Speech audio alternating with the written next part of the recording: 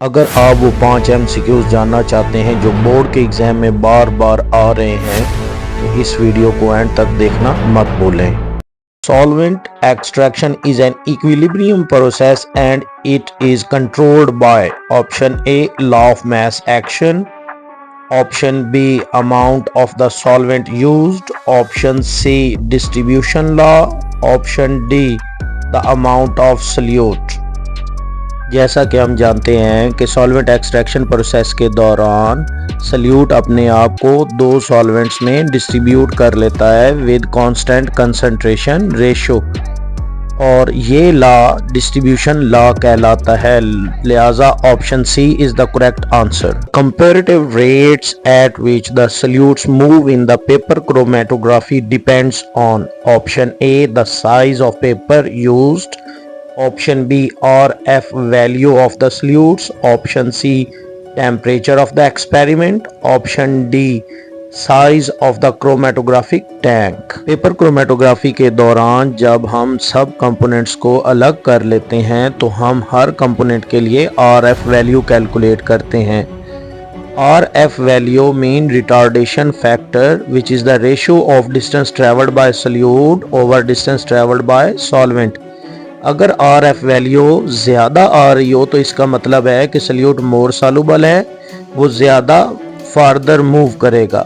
अगर RF की value कम आ रही है तो इसका मतलब है वो लेस सॉल्युबल है और लेस डिस्टेंस ट्रैवल करेगा। Filtration process could be very time consuming if it was not aided by gentle suction which is developed. Option A if the paper covers the funnel up to its circumference, option B if the stem of the funnel is large so that it dips into the filtrate, option C if the paper has got small sized pores in it, option D if the paper fits tightly। जैसा कि हम जानते हैं कि tightly fit filter paper gentle suction create करता है और filtration को स्पीड अप करता है और लीकेज से बचाता है और बेटर सेपरेशन को इंश्योर करता है, लिहाजा option D is the correct answer.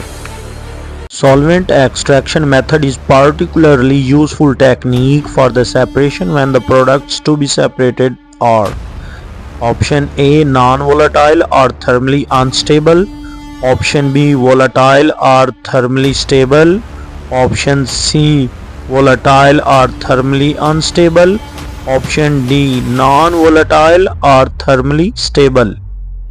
Solvent extraction technique volatile और थर्मली अनस्टेबल कंपाउंड्स की सेपरेशन के लिए बेस्ट है क्योंकि इस टेक्निक के दौरान हमें हीट करने की ज़रूरत नहीं होती, जिसकी वजह से थर्मली अनस्टेबल कंपाउंड जो कि हीट सेंसिटिव होते हैं वो आसानी से सेपरेट किए जा सकते हैं।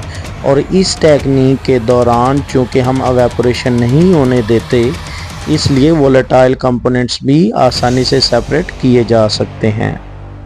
During the process of crystallisation the hot saturated solution option A is cooled very slowly to get large size crystals, option B is evaporated to get crystals of the product, option C is cooled at moderate rate to get medium sized crystals, option D is mixed with immiscible liquid to get the pure crystals of the product।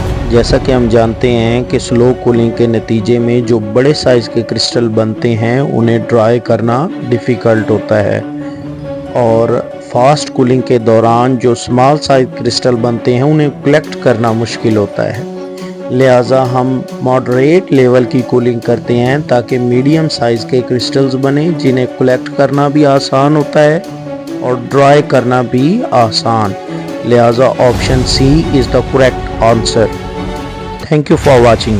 Don't forget to like, comment, share and subscribe the channel.